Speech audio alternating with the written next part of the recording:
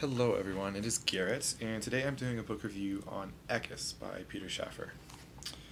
Right here. This book is about 100 pages long, and it's written play format, a two-act play. And to kind of start off with my opinions regarding the book, I didn't enjoy it, and I think this is due to just the non-entertainment factor that I get from novels or books that are written in play format. Like, I didn't pick up Harry Potter and the Cursed Child because it was written as a play, even though I know I probably would have liked the novel.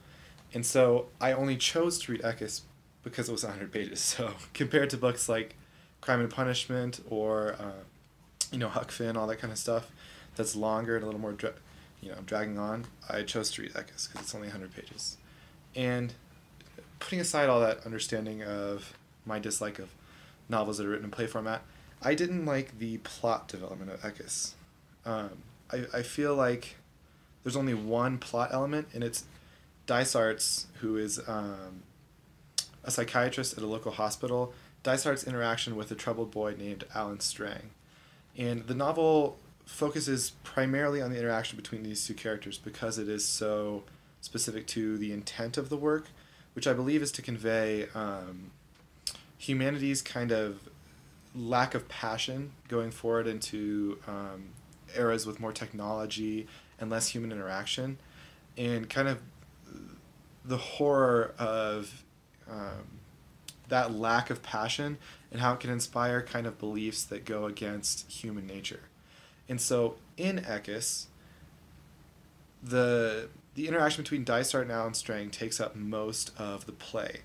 And so as the plot develops, their relationship gets more and more tense but more and more open at the same time, and it lacks any real climax or development into a kind of conclusion.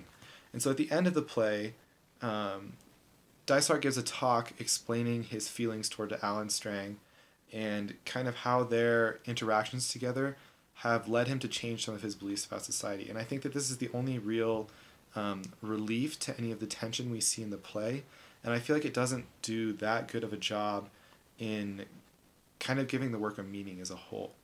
And so to backtrack a little bit, I realize this is kind of higher level talk without having explained the plot. The plot is basically as follows. So there's a psychiatrist named Martin Dysart, and there's a young boy named Alan Strang. And a woman named Heather Solomon, who's a magistrate in southern England at the time, brings Alan Strang into Dysart's office and says, Dysart, you're the only person that can help this kid.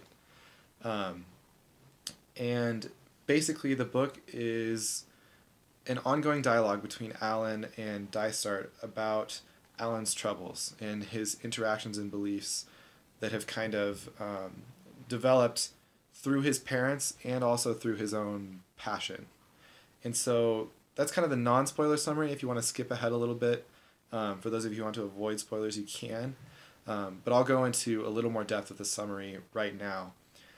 After Alan and Dysart interact, their relationship becomes tense very quickly because Alan doesn't want to open up about his feelings regarding his family or his past experiences or any of his beliefs. And so Dysart resorts to hypnosis and placebos for truth drugs in order to get Alan to speak out about his feelings.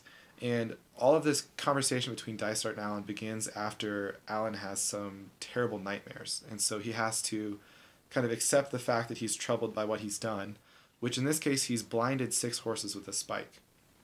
And this is a direct result of Alan's interaction with his parents, one atheist father who is very strict and commanding in the house, and one very religious mother.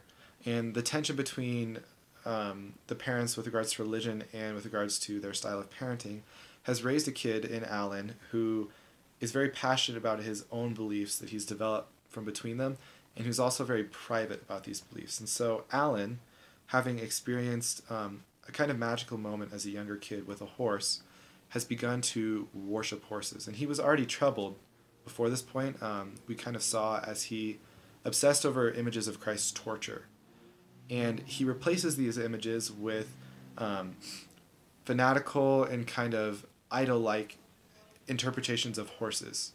And so he begins to worship horses, and finds in himself that he believes in a god called Equus, who is kind of the embodiment of equestrian or equine belief. And so it's all horse related.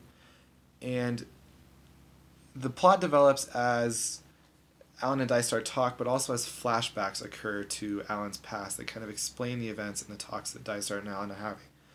And one of these, in fact, the main arc of the flashback plot, includes Alan's experiences with horses as he works at a stable, and then his eventual interactions with a stable hand named Jill Mason, who takes him to see a movie and then goes back, and they try to have sex in a barn. And the deal is that Alan can't, because he feels the horses around the barn and the stables are the presence of his god Equus, and that he can't commit that kind of an act in front of his god.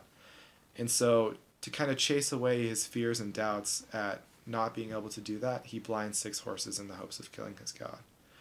And this is where the flashbacks end. We don't really get any resolution after that point because we feel that it brings us to the present.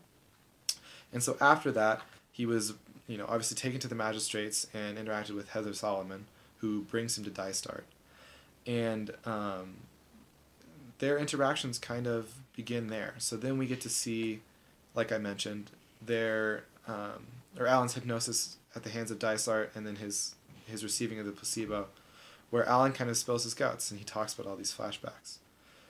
And that's basically it. The book is so short that it doesn't reach a true conclusion, but instead it reaches a soliloquy given by Dysart as he turns to the audience and kind of communicates his understanding of the dullness of modern society as we move towards more influence at the hands of technology, and kind of the horror that all-consuming human passion can have as it plays out through individuals.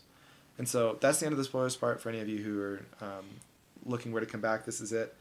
As far as my rating and recommendation of the book would go, I typically rate out of 5 stars, and I would give this book a 2 or a 3, mainly because of my disinterest in reading it, because I felt that it wasn't